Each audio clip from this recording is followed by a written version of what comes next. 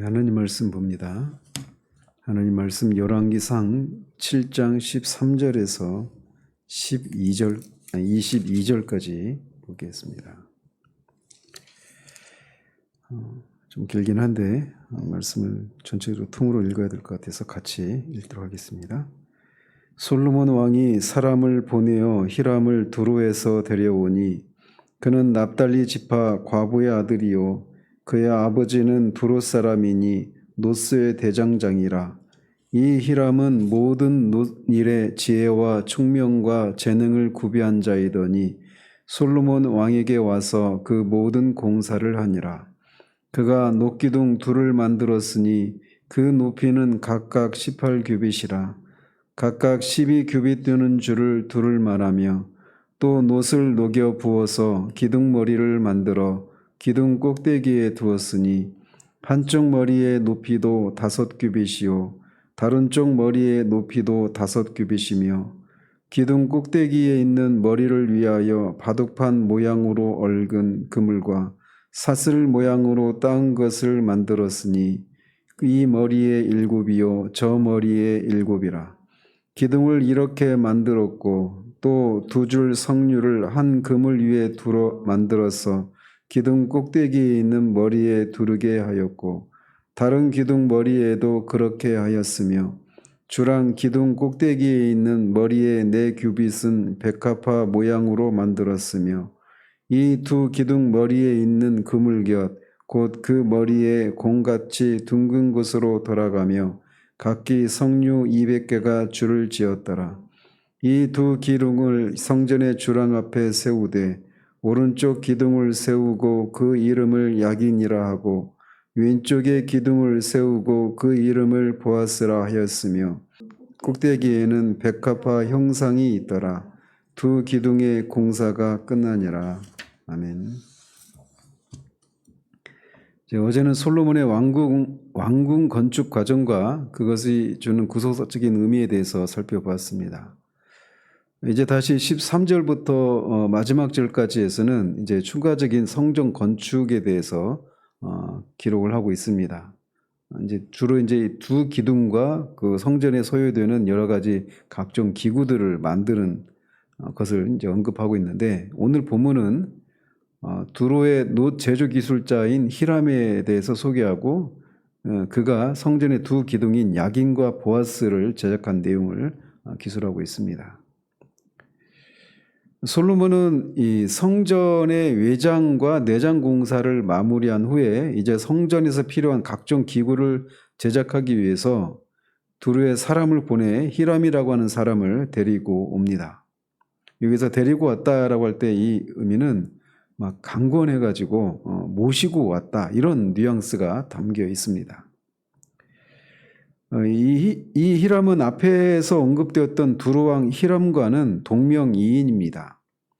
그는 놋 제주 기술자였고 역대하 2장에 보면 2장과 4장에 보면 그가 후람으로 이렇게 이름이 불려지기도 했습니다. 그러면서 그는 솔로몬이 성전의 기구들을 만들기 위한 기술자를 두로왕 히람에게 요청했을 때 두로왕 히람이 이 사람을 히람이 이렇게 추천을 했습니다. 동명이인이죠. 그래서 그가 말하기를 이 히람은 놋뿐만 아니라 금은 동철, 돌, 나무, 또 염색 실과 배를 짜는 일 이런 다방면에 아주 탁월한 그런 기술을 가졌고 그런 금속에다가 뭔가를 아로새기고 이런 것에 뛰어난 기술을 가진 사람으로 이렇게 소개되고 있습니다. 그래서 이 역대하 2장 3절에서 14절까지 이제 이 본문과 관련된 사건이 이렇게 기술되어 있는데 거기와 이렇게 같이 이렇게 종합을 해서 얘기를 해보면 이 성전을 이렇게 공사할 때 솔로몬은 두로왕 히람에게 시급하게 기술공 지원을 요청을 했고 두로왕 히람이 이 사람을 강권해서 즉시 이스라엘로 보냈다라고 하는 것을 알 수가 있습니다. 이런 사실을 통해서 알 수 있는 것은 솔로몬은 하나님의 성전을 짓는 일에 있어서 최고의 그런 목재와 석재 그리고 최고의 기술자들을 동원을 해서 외국에 있는 그런 최고의 기술자까지 섭외를 해서 그렇게 성전을 지었다라고 하는 것을 알 수가 있습니다. 최고의 존재이신 하나님을 위해서 최고의 것을 동원해서 그렇게 드렸던 것이죠. 이런 면에서 우리는 최고의 존재이신 하나님을 우리가 섬길 때 최고의 것으로 하나님께 우리 것을 드려야 된다라고 하는 것을 또 교훈받게 됩니다. 한편 이 두로의 놋 제조 기술자 히람을 14절에서는 납달리 지파 과부의 아들 이렇게 소개하고 있는데 역대하 2장 14절에 보면 단의 여자들 중에 한 여인의 아들 이렇게 말을 하고 있습니다. 그래서 히람의 어머니가 납달리 지파 또 단 지파 여인 이렇게 서로 모순되어 보이는 이런 기술이 있어요. 근데 이거는 이제 이렇게 추정할 수가 있습니다. 왜냐하면 히람의 어머니가 원래 단 지파 태생인데 납달리 지파 사람과 결혼을 한 겁니다. 그리고 그 남편이 죽고 이제 과부가 되었는데 이 과부가 된 이 사람이 이제 두로 사람과 결혼을 해가지고 결혼을 해서 이렇게 그가 납달리 사람으로 불리기도 하고 또 납달리 어머니가 납달리 사람 또 단 지파 사람 이런 식으로 불린다 이렇게 추정을 할 수가 있습니다. 근데 우리가 통상적으로 보면 성경에 어떤 사람을 소개할 때 그 다윗의 그런 용사들이나 성경에 어떤 사람들을 소개할 때는 항상 그의 아버지가 누구다, 누구의 아들이다 이런 식으로 소개를 하는 것이 그 전통이었는데 목의 혈통을 그게 앞세워서 소개하고 있는 그런 이유가 있습니다.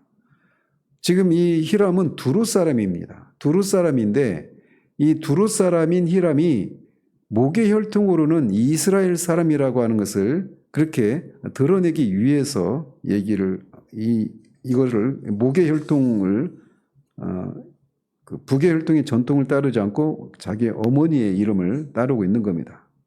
따라서 이 성전의 내부와 외부 공사가 이방 두루와 이스라엘 사람들의 합작으로 완성되었듯이 성전 안에 성전의 그 두 기둥과 기구들 역시 이방 두루 사람이면서 이스라엘의 피가 흐르고 있는 히람에 의해서 제작되었다라고 하는 것을 드러내고 있는 겁니다. 그래서 결국 이 솔로몬의 성전이 이방인과 유대인의 합작으로 되어진 일이어서 이것은 결국 이 솔로몬의 성전이 예표하고 있는 바 참 성전인 교회가 예수 그리스도를 통해서 예수 그리스도 안에서 이방인과 유대인이 하나가 되어져 그래서 이 성전 안에 그 교회 안에 그 모든 구분이 없어지게 되는 것을 상징하는 그런 의미가 담겨 있습니다. 어쨌든 히람은 노스의 대장이라고 불릴 정도로 노스를 다루는 일종의 장인이었는데 노스로 만드는 일과 관련해서 지혜와 총명과 재능을 구비한 사람으로서 그가 이제 성전에 필요한 각종 놋 기구들과 놋 기둥을 만드는 일을 주도합니다. 그중에 오늘은 그가 2개의 놋 기둥을 만든 기사를 전하고 있는데 이 두 기둥은 각각 높이가 18규빗과 둘레가 12규빗인 그런 기둥이라고 소개를 합니다.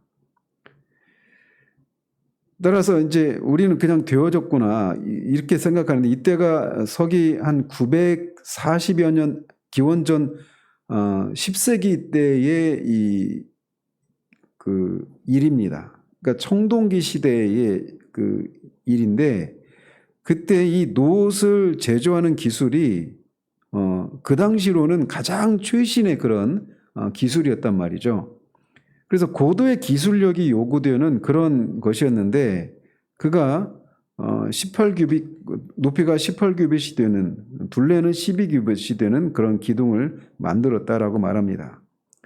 그런데 또 역대하 3장 15절에 보면 이 기둥의 높이가 18규빗이 아니라 35규빗으로 그렇게 나오고 있는데 이 35라고 하는 숫자를 표기하는 그 히브리어 철자와 이 18규빗이라고 그 18을 표현하는 히브리어 철자가 좀 비슷하게 되어 있습니다. 그래서 이 역대하에 나오는 이게 필사자의 오류일 것이다 이렇게 추정을 합니다. 그래서 18규빗이 맞는데 그렇게 추정할 수 있는 것은 이 성전의 높이가 30규빗이었지 않습니까? 그래서 이것보다는 낮았을 것이다 이렇게 추정을 하는 겁니다. 그래서 18규빗 정도 되는데 이게 한 8.1m 정도 됩니다. 그리고 두 기둥의 머리에도 못을 녹여서 기둥 머리를 만들었습니다. 근데 이제 뒤에 22절에 보면 이 기둥 머리가 백합화 모양으로 되어 있다라고 말하고 있습니다. 그래서 기둥이 통으로 하나 있고 그 통 위에다가 5규빗 되는 백합화 모양의 기둥 머리를 그렇게 만들었다 이렇게 말을 하고 있는 것이죠. 그래서 기둥 머리와 이 기둥 몸통까지 다 하면 23규빗 정도 돼서 높이가 10.3m 정도 그런 높이가 됩니다. 그리고 기둥 머리에 바둑판 모양으로 얽은 금을 7개를 만들어서 각각 걸쳐 놓았고 또 사슬 모양으로 따은 것을 그 뒤에 이렇게 둘렀다라고 말하고 있습니다. 그리고 이 사슬 모양에 각각 200개씩의 석류를 그렇게 둘러서 달아 놓았다라고 말을 하고 있어요. 그리고 이렇게 기둥을 다 만들고 나서 그 주랑 앞에 이제 세워놨죠. 그래서 성전을 들어갈 때 입구 쪽에 이제 그 맨 앞에 2개 이제 녹기둥을 세우게 되었는데 오른쪽에 있는 것은 야긴이라고 하는 이름을 붙이고 왼쪽의 기둥에는 보아스라고 하는 이름을 붙입니다. 그래서 야긴은 그가 세우실 것이다 이런 뜻이 있습니다. 그리고 보아스는 그분 안에 능력이 있다 이런 뜻입니다. 일단 이렇게 성전을 건축을 하고 그 앞에 야긴과 보아스라고 하는 이름을 그렇게 불렀다라고 하는 것은 이제 여러 가지 의미가 있습니다. 첫 번째로 우리가 기본적으로 어떤 건물을 지으면 그 건물을 짓는 데 있어서 가장 크게 기여한 사람의 이름을 기억하면서 그렇게 뭐 누구누구 홀, 뭐 누구누구 관 이런 식으로 이름을 붙이지 않습니까? 사울도 아말렉을 물리치고 나서 자기 이름을 위해서 기념비를 세웠듯이 사람들이 자기가 어떤 업적을 세우면 자기 이름을 세우고 자기 이름으로 불려지기를 원하는 것이 사람들이 가지고 있는 기본적인 욕망입니다. 그런데 이 솔로몬이 성전을 짓고 나서 이 야긴과 보아스라고 하는 이름을 새긴 것은 이제 새겼다라고 하는 것이 이제 그런 의미에서 색다른 그런 의미가 있는 겁니다. 먼저 야긴은 말씀드린 것처럼 그가 세우실 것이다 라고 하는 뜻입니다. 근데 그가 세우실 것이다 이 얘기는 결국은 성전과 이것이 의미하는 바는 성전과 이스라엘 왕조를 하나님께서 세우실 것이다 이런 의미를 담아서 이런 이름으로 부른 거예요. 그러니까 솔로몬의 입장에서 보면 이스라엘 백성들이 지금 이 가나안 땅에 정착을 하고 하나님이 주신 평화를 그리고 이스라엘의 최강대국을 최대 그 전성기를 누리고 있는 이 모든 것들 그리고 다윗의 왕조를 하나님이 세우실 것이다 이런 신앙의 고백을 담아서 이런 이름을 붙이고 있는 겁니다. 이스라엘 백성들은 다른 곳에서 말하고 있는 것처럼 유리아는 아람 족속이다 이렇게 스스로를 그렇게 불렀습니다. 목동으로서 그렇게 이리저리 유랑하던 그런 사람들이었는데 애굽에 끌려가 가지고 거기서 430년 동안 애굽 노예살이를 하다가 하나님이 그들을 건져주셔서 약속의 땅 가나안으로 그들이 들어왔고 거기에서 많은 오랜 세월이 지나서 앞에 우리가 성전 공사가 시작될 때 살펴봤던 것처럼 출애굽을 기준으로 해서 480년 만에 이 성전 공사가 시작되고 7년 만에 이제 완공이 되는가 말이죠. 그래서 이 모든 것들이 하나님이 자신들을 이곳으로 인도하셔서 이 견고한 나라를 그리고 특별히 다윗의 왕조를 하나님이 세우셨다. 그리고 이 왕조를 하나님이 계속해서 세우실 것이다 라고 하는 그런 신앙의 고백을 담아서 이런 이름으로 부르고 있는 것입니다. 따라서 성전 앞에 세워진 이 기둥의 이름이 성전 및 다윗 왕조를 세우시고 지탱해 가시는 분이 오직 하나님이시다라고 하는 그런 신앙을 담아서 이렇게 부르고 있는 거예요.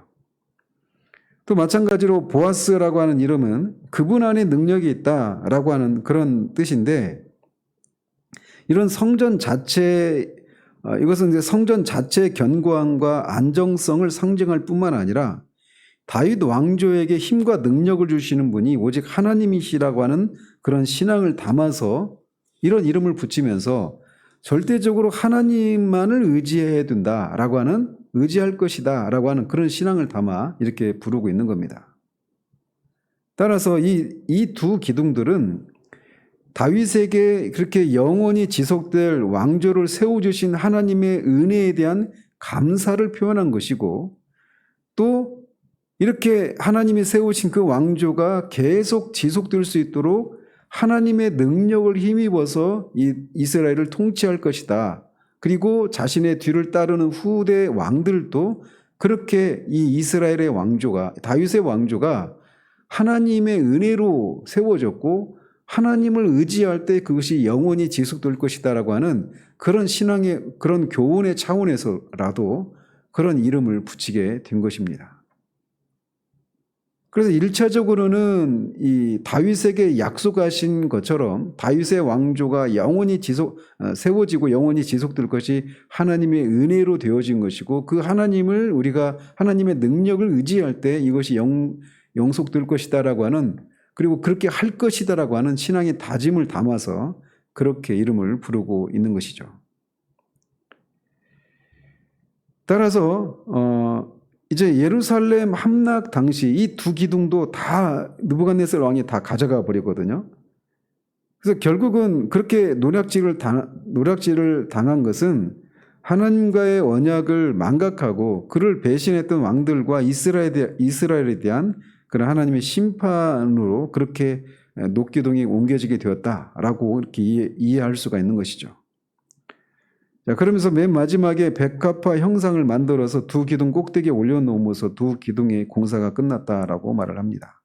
이건 앞에서 언급했던 것을 다시 마무리하고 있는 건데, 우리가 보시다시피 어제 살펴봤던 왕궁 건축 기사는 13년에 걸쳐서 이루어진 일입니다. 그리고 그런데 그것을 전하고 있는 절수로는 12절입니다. 그런데 녹기둥을 제작하는 것과 관련해서는 8절에 8절에 걸쳐서 기술을 하고 있어요. 그런 걸 고려할 때 녹기둥을 제작하는 이 일에 8절을 할애했다라고 하는 것은 굉장히 많은 분량을 할애하고 있는 것을 우리가 볼 수가 있죠. 거기에도 이제 그런 저자의 의도가 있는 것입니다. 1차적으로는 이 성전 앞에 세워진 두 기둥이 하나님께서 이스라엘과 솔로몬을 보호하신다라고 하는 그런 상징성을 지니고 있기 때문에 저자도 그 사실을 강조하기 위해서 이렇게 매우 상세하게 기록을 하고 있는 것입니다.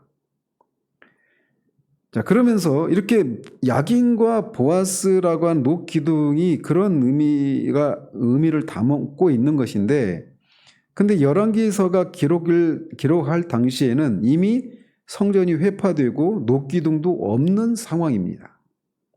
그런 상황에서 열왕기 저자가 녹기둥을 이렇게 상세하게 기록하고 있는 것은 이 독자들에게 이 야긴과 보아스가 그 의미하고 있는 것처럼 하나님이 세우실 것이고 하나님의 능력을 힘입을 때 그 세우신 왕국이 영원히 존속될 것이다 라고 하는 그런 은혜에 대한 감사, 하나님이 베푸신 은혜에 대한 감사와 하나님을 절대적으로 의뢰하겠다라고 하는 이런 신앙의 고백을 담은 녹기둥이 지금은 흔적도 없이 사라지고 있는 그런 상황이란 말이죠. 그래서 그런 것들을 상기시키면서 우리가 하나님의 언약을 어기고 하나님께 불순종한 결과 지금 현재 이런 상황 가운데 있다라고 하는 것을 이렇게 돌이키면서 상기시키면서 하나님께 새로운 그런 순종을 다짐하는 그런 의미도 있는 것입니다.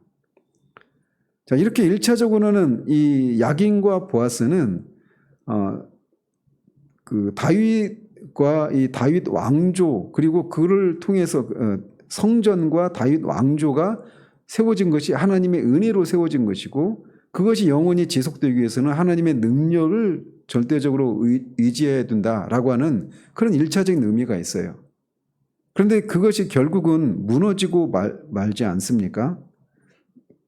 그리고 이 성전이 의미하는 참된 성전이 이제 예수 그리스도에 의해서 세워지게 됩니다. 그리고 고린도전서 3장 16절에서 우리 성도들을 이제 성전이라고 불러요. 그래서 이 야긴과 보아스라고 하는 이 기둥이 상징하는 바 성전인 우리가, 이것을 통해서 우리가 기억해야 될 것은 이런 것들입니다. 하나님이 오늘날 이 하나님이 우리를 세우신 거예요. 하나님의 은혜로 우리가 성전이 되고 하나님의 백성이 되었다라고 하는 것을 우리가 우리의 신앙을 그런 신앙의 고백을 우리가 잊지 말아야 한다라고 하는 그런 교훈을 받게 됩니다. 우리가 우리 된 것은 전적으로 하나님의 은혜입니다. 그리고 뿐만 아니라 하나님이 세우실 것이다 라고 하는 이런 신앙의 고백을 담고 있는 것처럼, 우리가 살고 있는 이 세상, 이스라엘 백성이 여기 예루살렘의 이 가나안 땅에 정착해서 그 정착한 이후에도 480년이 지나도록 그 평화가 정착되지 않고 계속해서 이방의 압제에 시달리고 그런 세월을 보냈는데, 결국 하나님이 이 평화를 허락하시고 성전을 세우시기까지 할 수 있었단 말이죠. 그런 것처럼 그 많은 어려움을 거치고 그렇게 하나님이 마침 그 이스라엘을 견고하게 하시고 그 성전과 다윗의 왕조를 세우신 것처럼, 우리도 광야를 지나면서, 광야 같은 이 세상을 지나면서 수없이 많은 어려움과 환란과 우리 안에 있는 연약함과 우리 밖에 있는 그런 원수들의 강함을 인해서 우리가 이리저리 휘둘리고 어떤 어려움을 겪을 수가 있단 말이죠. 그럼에도 불구하고 하나님이 우리를 세우실 것이다 라고 하는 그런 믿음으로 우리가 이 땅을 지나야 할 것입니다. 하나님이 우리를 성전으로 세우신 분은 하나님이십니다. 그리고 우리를 성전으로 세우신 하나님이 마침내 그 성전이 가리키는 참 성전인 새 예루살렘에서 우리가 이룰 때까지 우리를 안전히 지키시고 세우실 것이다라고 하는 것을 우리가 기억을 해야 된단 말이죠. 그리고 그런 것이 가능한 것은 하나님이 전적으로 하나님의 능력에 우리가 능력을 의지하고 하나님의 능력을 의지할 때 그런 것이 가능하다라고 하는 것을 우리가 기억해야 될 것입니다. 솔로몬은 이렇게 이 성전 맞은편에 왕궁에 거했던 솔로몬은 이 분명히 성전에 세워져 있는 이 야긴과 보아스로 불렸던, 자신이 그렇게 불렀던 그 이름을, 그 기둥을 세우면서 그렇게 이런 신앙의 고백을 담아서 그렇게 하루하루를 시작하고 그렇게 시작했지만 결국 실패하고 말았어요. 그러나 예수 그리스도로 말미암아 그 피로 말미암아 하나님과 언약을 맺고 그렇게 참 성전된 우리는 결코 실패하는 일은 없습니다. 그래서 하루하루를 우리가 시작할 때마다 우리가 이 예수 그리스도의 그 십자가의 대속의 은혜로 우리가 하나님의 백성이 되고 참 성전이 되었음을 우리가 기억하고 하나님의 은혜를 잊지 않고 또 하나님의 능력을 우리가 의지함으로 인해서 하나님이 우리를 새 예루살렘에 세우실 때까지 그렇게 하나님만을 의지하며 하나님의 능력만을 의지하며 그렇게 살아가야 된다라고 하는 이런 교훈을 이 아침에 받게 됩니다. 야긴과 보아스를 볼 때마다 솔로몬이 마땅히 생각해야 했던 것처럼 우리가 우리 된 것이 그리스도의 십자가로 말미암아 되어진 것임을 기억하고 늘 십자가를 통해서 나타난 그 하나님의 은혜와 사랑, 하나님의 능력을 의지하며 그렇게 살아가서 마침내 이 하나님 앞에 서게 됐을 때 우리의 모든 것이 하나님의 은혜였음을 고백할 수 있는 그런 우리들 되기를 바랍니다. 기도하겠습니다. 하나님 아버지, 솔로몬이 이제 두로 사람 히람을 불러서 성전 앞 주랑 앞에 있는 두 녹기둥 야긴과 보아스를 세운 장면을 살펴보았습니다. 하나님이 세우실 것이다. 하나님 안에 능력이 있다라고 하는 그런 신앙의 고백을 담아 세운 야긴과 보아스처럼 우리가 우리 된 것이 하나님의 전적인 은혜로 되어진 것이고 우리를 세우신 분이 하나님이시기에 하나님이 끝까지 우리를 세우실 것이다 라고 하는 그 믿음으로 우리가 이 불확실한 이 날들을 그렇게 믿음으로 살아가는 그런 우리들 되기를 원합니다. 그 삶을 살아갈 때 하나님 안에 능력이 있음을 기억하고 우리의 연약함을 자랑하고 오직 주님의 강함만을 우리의 연약함과 주님의 강하심을 우리가 자랑하고 의지하는 그런 삶을 살아서 마침내 하나님 앞에 점도 흠도 티도 주름 잡힌 것도 없는 그런 영광스러운 모습으로 설 수 있도록 그렇게 우리의 삶을 하루하루의 삶을 주님을 의지하며 주님에 대한 그런 신뢰를 가지고 믿음으로 그렇게 살아가는 우리들 될 수 있도록 도우시기를 원합니다. 예수 그리스도 이름으로 기도합니다. 아멘.